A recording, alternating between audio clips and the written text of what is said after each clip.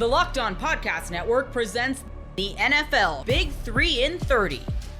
The three biggest stories in the NFL from our local experts at the Locked On Podcast Network. We bring you the real story, why it matters, what's next, who wins the big game, and more, all in 30 minutes. The NFL Big 3 in 30 starts now with the biggest story in the NFL. The Seahawks officially have got their guy under center, Sam Darnold, the new starting quarterback. You are Locked On Seahawks, your daily Seattle Seahawks podcast. The Seahawks traded Geno Smith on Friday in exchange for a third-round pick to the Raiders. It was a stunning move for many, one that was unexpected. But when contract negotiations broke down, Seattle decided to pivot, and with Pete Carroll wanting to reunite with Geno Smith, they reached that deal. And the speculation immediately was that Sam Darnold was going to be the front runner to replace him. Turns out that speculation came true, with Darnold agreeing to terms on a 3-year, $100.5 million deal, $55 million guaranteed on this contract. Now, some 12s may be looking at this deal thinking, man, $100.5 million for a quarterback who in his first 5 seasons struggled mightily in New York and Carolina. The last year that he started 6 games for the Panthers, 7 touchdowns, 3 picks. The year before that, he had 9 touchdowns, 13 picks. Only 6 more touchdowns and interceptions his 3 years with the New York Jets. But this is a very similar story to what Geno Smith endured, where his career started off really bumpy in New York. The only difference here is that Darnold didn't have to wait 5 or 6 years to get that next chance to be a starter. He had 1 season where he was a full-time backup in San Francisco with Clint Kubiak, who is now the offensive coordinator. He was the passing game coordinator in San Francisco. He's now the offensive coordinator for the Seahawks. So there's a relationship there.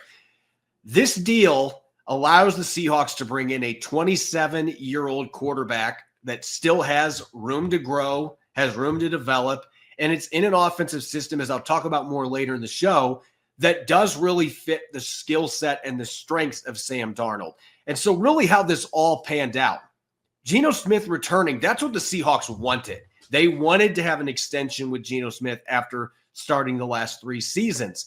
But they had a line they were not going to cross in terms of salary. And once it became apparent that Geno Smith wanted $45 million per year, at least that's what the reports are suggesting, the Seahawks decided, you know what, we're going to pass on that. There wasn't a counteroffer that was given by Smith and his representatives. And you had limited time. The Seahawks wanted some stability at quarterback. They didn't want question marks there. They didn't want to go into free agency. And you had March 16th deadline day for roster bonuses for Geno Smith coming up. So they had a very short window to try to make a decision here. And ultimately, without that counteroffer coming back from Smith's team, it was evident to John Schneider and the rest of the Seahawks front office that this wasn't going to come together as quickly as it needed to, and they decided to go a different direction at quarterback. They promptly went to Sam Darnold, and from my understanding, these negotiations came together very quickly. They figured out that the price tag was going to be more in the wheelhouse of what they were willing to pay for Sam Darnold. And we're talking a Baker Mayfield type contract here. In fact, that's what the reports have suggested, that the Seahawks used Baker Mayfield's contract with the Buccaneers as a baseline, as a blueprint for signing Sam Darnold. And they were able to quickly sort through this stuff. And by Monday, this presented the best opportunity for Sam Darnold to get some stability. This is a player that's had a lot of 1-year contracts in recent years. He wanted to have a multi-year deal for good money that gave him a chance to further prove himself as well after having a Pro Bowl season for the Vikings last year. So everything was able to come together here. Now, the bottom line is Geno Smith did a lot of really good things in Seattle, and there's some risk moving on from him. We've talked about that ad nauseum since Friday when this trade was made, that you're moving on from a quarterback that dealt with a lot of bad circumstantial things the last couple years. He had a terrible offensive line in front of him, was sacked more than any quarterback in the league the last 3 years, pressured more than any quarterback in the league. They didn't have a run game last year. The year before, it wasn't much better.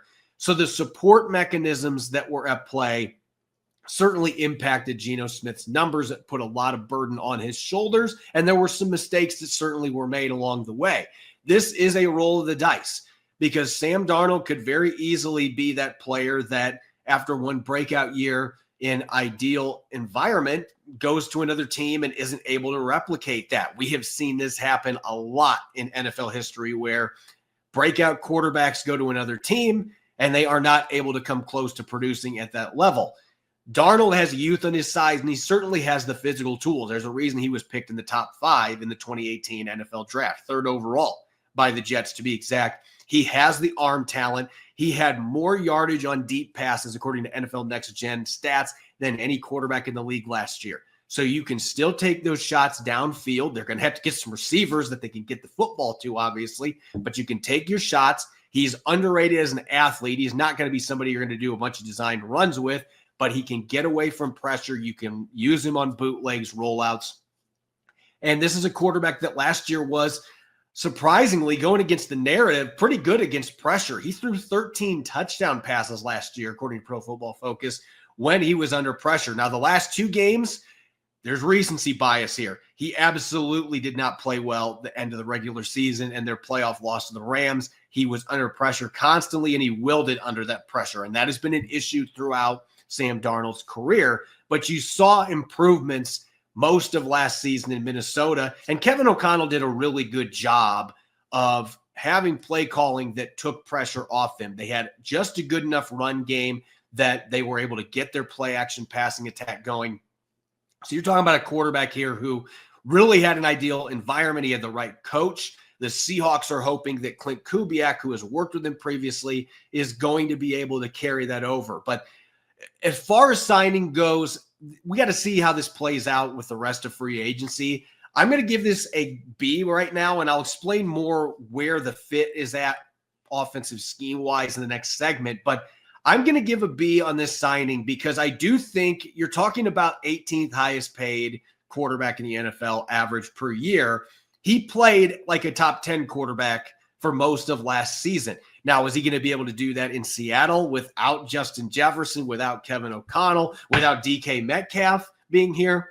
It remains to be seen what he is going to be able to do in this offense. And the Seahawks are going to have to make a lot of moves to be able to support him. They got to rebuild this offense around their new quarterback. With that being said, again, you're giving him that 18th overall, 18th ranked average per year contract. And the guaranteed money is just in the first 2 years. So this really should be looked at as a 2-year, $55 million contract, and then we'll wait and see what year 3 looks like. If he goes out and plays extremely well this year, then maybe another year down the road, you could end up extending it. Because he's only 27, this could be a quarterback that could be your starter for the next 10-plus years, potentially. But you also have to look at those first 5 years before he broke out in Minnesota and wonder if circumstances are going to cause him to regress back to that quarterback that couldn't hold on to starting jobs in New York and Carolina. If that ends up happening and this blows up in Seattle's face and Geno Smith is playing well in Las Vegas, they could be competing for a top 5 pick next year to go get their future quarterback. And who knows if John Schneider gets to make that selection. Seattle can move on with not having to absorb too big of a salary cap hit. I believe it would be $19 million that they would have to eat if they cut him after 1 season. So they have given themselves outs, at least affordable ones, but they are confident that this young man is going to be able to build off what he did last year. March Madness is here, and FanDuel is giving you the chance to get in on the action like never before. Right now, new customers can get $200 in bonus bets when your first $5 bet wins. That's $200 extra bucks to use on everything from buzzer beaters to Cinderella stories and even who's cutting down the nets. There's always some underdogs to play. FanDuel makes it easy to back them with spreads, totals, game props, and more. With tournament games happening almost every day, there's always something exciting to find. The FanDuel app is simple to use, and when I win, I get paid instantly. No waiting around. And with conference tournament season in full swing, you could turn that $5 into $200 in bonus bets tonight. The Big 12 tournament tips off with Kansas State facing Arizona State. K-State favored by 5.5, according to FanDuel. Go to FanDuel.com and get in on the college hoop action all tournament long. The Jets have their quarterback. You are Locked On Jets, your daily New York Jets podcast. The Jets entered the legal tampering period without a starting quarterback, and just a few hours in, they found their starting quarterback. It is Justin Fields, a former member of the Chicago Bears and a former member of the Pittsburgh Steelers, a player the Jets actually passed on in 2021 with the second overall pick to select Zach Wilson. Fields was picked by Chicago later in the first round. The Bears traded up for him. Things did not really go well for him in Chicago, and he was traded to the Steelers last year. He started the first couple of games, but was unable to beat out Russell Wilson. So it's been a rough go of things for Fields. One thing I will say, though, is despite what happened last year in Pittsburgh, the Steelers apparently wanted to keep him. The Jets and Steelers got into a bidding war for Fields. The Jets ended up landing him on a 2-year contract worth $40 million, so $20 million per year. And of that $40 million, $30 million of it's guaranteed. Apparently, the Steelers were only willing to go as high as a 2-year deal for $30 million, so $15 million a year, and only $20 million of that was guaranteed. So the Jets win a bidding war for Justin Fields. And I'm not going to lie, this is a little bit more expensive than I thought it would be.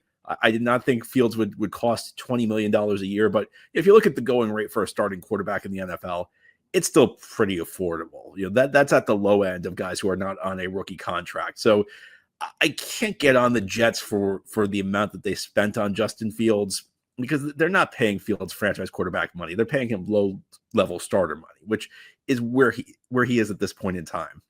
But for me, like, the money is not the main issue, because they didn't go crazy. I was expecting him to be more like 12, 13, 14, $15 million a year, but that's just a few million dollars off. And at $20 million a year, you're not paying him to be the face of your franchise. What you've done is you've essentially paid him to be a competent starter. And if he's more than that, well, then you've got yourself a bargain in year 2, because he's only going to cost $20 million. And if he's worse than that, then you've set yourself up with an overpayment in year 2. Because $20 million, even if it's not franchise quarterback money, is still money you're expecting a competent quarterback play from. But, when I looked at the horizon of this offseason, Fields was the guy I kept coming back to. The best combination of quality play and upside that was out there. And I think, as I mentioned, it has not been, there's been more bad than good for Justin Fields so far in his career. But when he's been good, when he's played at a high level, he's played at a legitimately high level. He's the type of guy where you see his good stretches and you say, you know what, if he could do that consistently, we might be onto something. And that's kind of like the direction the Jets should be going in this offseason. I mean, I'm not a big believer in this year's draft class, to be honest with you. So I think that the rebound play is the right play. I mean, I think one of the things that's become clear in the NFL is that teams are too quick to give up on quarterbacks. Teams draft these quarterbacks. They're expected to save the franchise on their own. And there are some guys like Justin Herbert who step in and are ready to play day one. But there are other guys who really need time to adjust to the speed and complexity of NFL defenses. They need time to adjust to an NFL passing game. They need time to adjust to being a professional, leading a professional football team. I mean, even Patrick Mahomes did not start as a rookie, but coaches are desperate to save their jobs. Coaches view a first-round quarterback as a career maker, and so do GMs. They don't provide the necessary support for these quarterbacks. And we've seen this over and over in recent years. You want to talk Ryan Tannehill in Tennessee. The Titans resurrected his career after a disappointing stretch with Miami under Adam Gase and Joe Philbin a little bit. You want to talk, Baker Mayfield, who's been up and down through his career, but when he's been in good situations like he is now in Tampa, he's done well. When he's been in bad situations like he was a couple of years in Cleveland, he's done poorly. And then the two Jets guys, I guess we could call it the two Jets Seahawks, because Geno Smith resurrected his career with Seattle, got traded to the Raiders over the weekend, and is being replaced by Sam Darnold, another early round Jets disappointment. Sometimes it takes these guys 5 or 6 years to figure out how to run an NFL passing game. Now, will Fields succeed? Look, the odds are against him. Despite everything I just said, it's always difficult to get a guy to turn his career around. But look, good quarterbacks don't grow on trees. There's no established quarterback who's on the market this year who's affordable for a team like the Jets. So you kind of have to take a calculated gamble, and that's what Fields is. He's got a tremendous set of physical tools, and he's had some degree of success. I think at this point you'd say he's probably is like a low-level starter, high-level backup. So what does Fields need to do? Well, Fields needs to become more refined as a passer. And look, at the end of the day, coaching can help you, but the biggest help comes from yourself. Fields needs to miss less reads. Fields needs to show more pocket presence. These are things that have been issues for him in his career in the pros. But I will say, while coaches can't do it for you, I hope that the Jets have a plan for Justin Fields, because this is a player with kind of a unique skill set, because he's not a terrible passer, but he's a guy who like misses more reads, misses more throws than you'd want typically in your starting quarterback. But he adds an extra dimension because he is an incredibly talented runner of the football. And what I'd like to see Aaron Glenn and Tanner Engstrand do is build a system around those traits, build a system around the things he does well that kind of hides the things he doesn't do well. So I think, you should see a lot of run pass options, you get the ball out of his hand quickly, allow him to make a quick read. I'd like to see, designed runs for Fields, maybe some option runs where he either gives the ball to Breece Hall or keeps it himself. This could be the type of player who unlocks Breece Hall and takes Breece Hall's game to the next level. Get Fields on the move, call bootlegs. The bootlegs are usually easy passes to hit, but if your quarterback is a capable runner, sometimes he can tuck it in, run and gain a big play.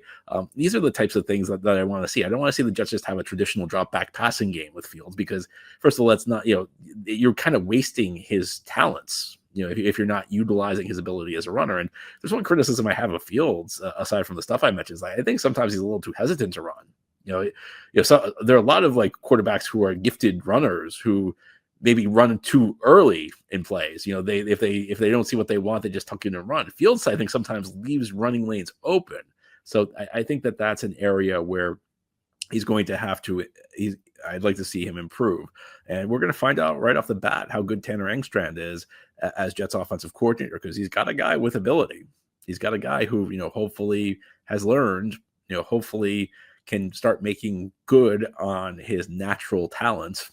And like, if it works out, Fields could conceivably be a guy who's the Jets quarterback for a couple of years. I know a lot of people aren't that excited by him. And I can understand that.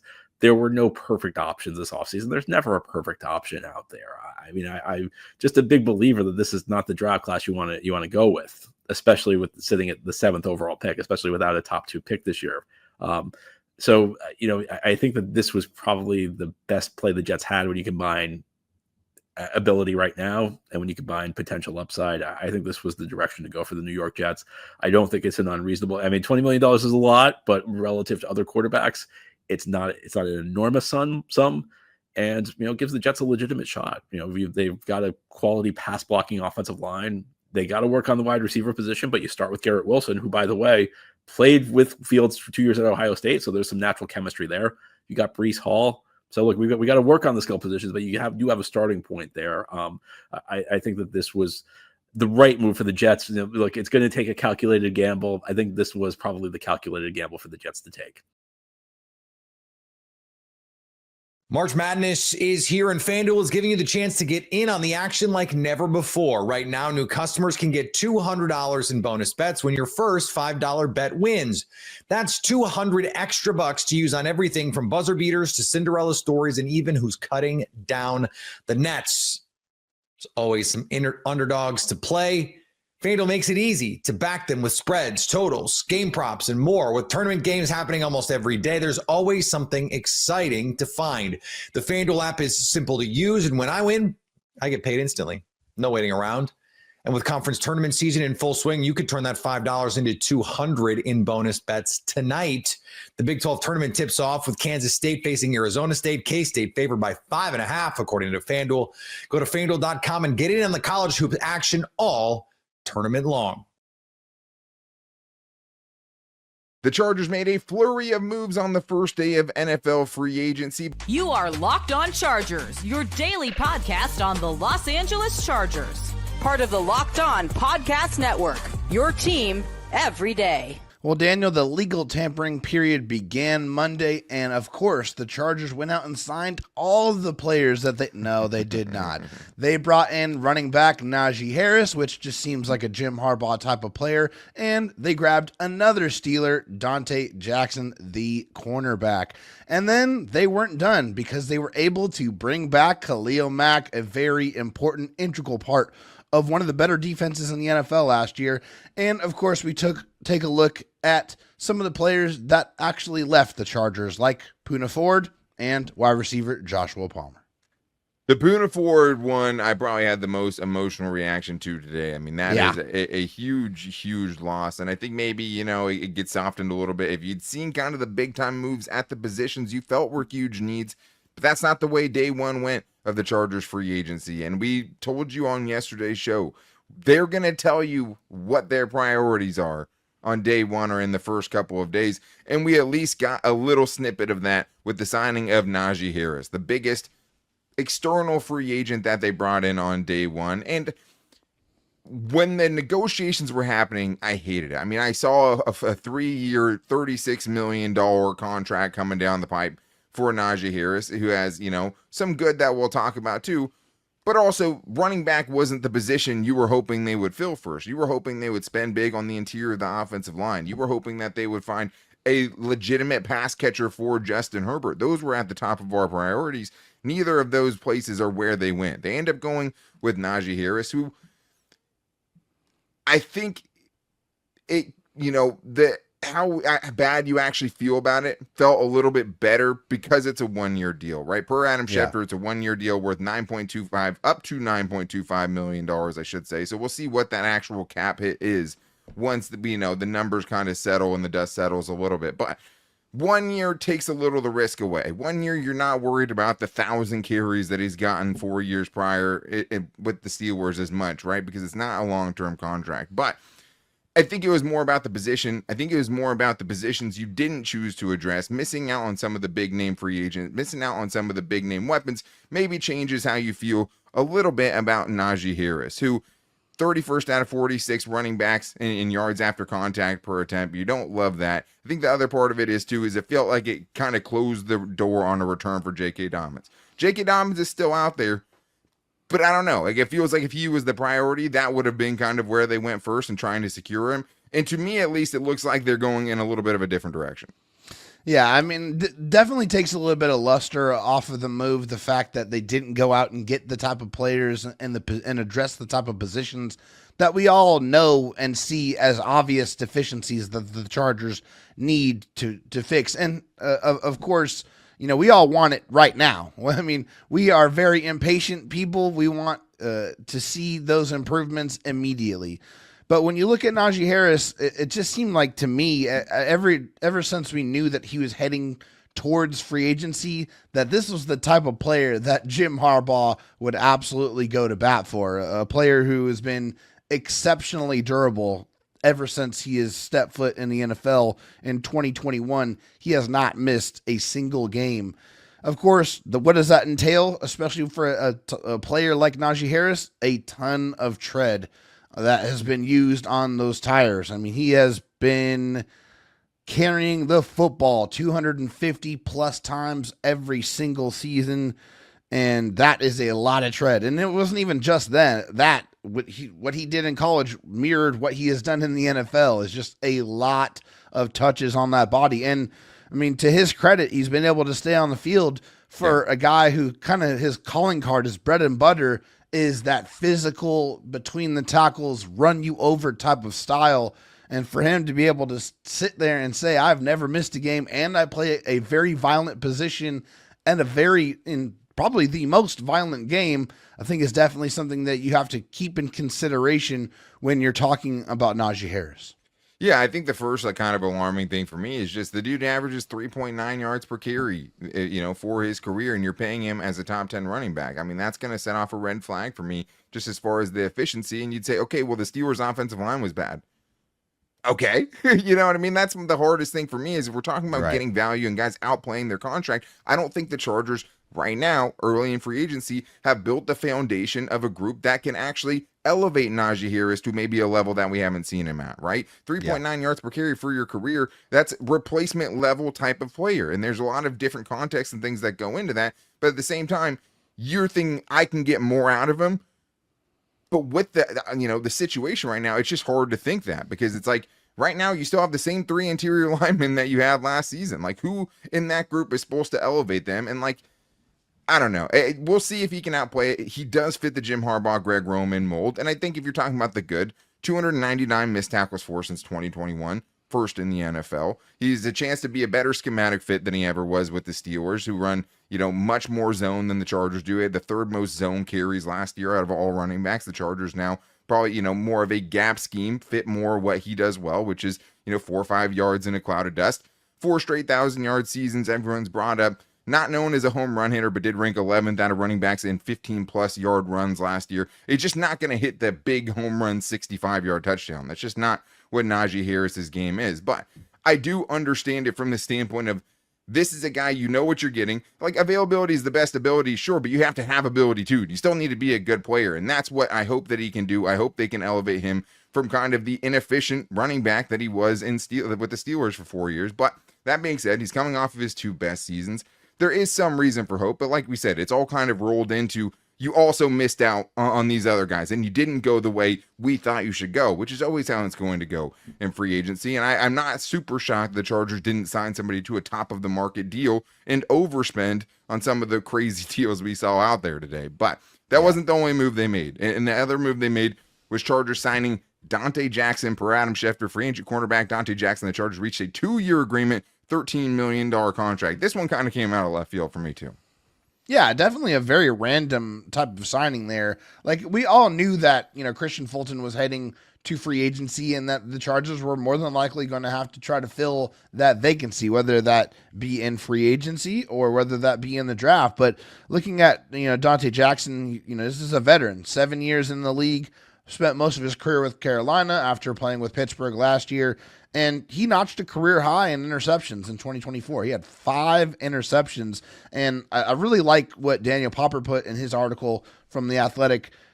Really provided some great stats as to why the Chargers might have targeted Dante Jackson. He said, last season under defensive coordinator Jesse Minter, no team in the NFL played more zone coverage than the Chargers.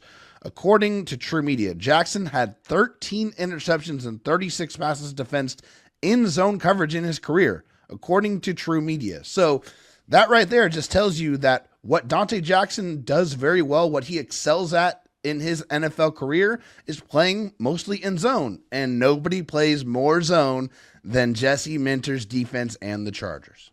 Yeah, and I mean, I think, seeing 5 interceptions and the dude go for that number, you'd be a little bit surprised, but I'll tell you the advanced metrics and at least the Pro Football Focus grading system is kind of all over the place on him, because you think a dude with 5 interceptions wouldn't rank 196th out of 223 qualifying corners as far as his coverage grade in 2024. Yeah, right? Did not like his missed tackle rate either, Daniel. It was very high.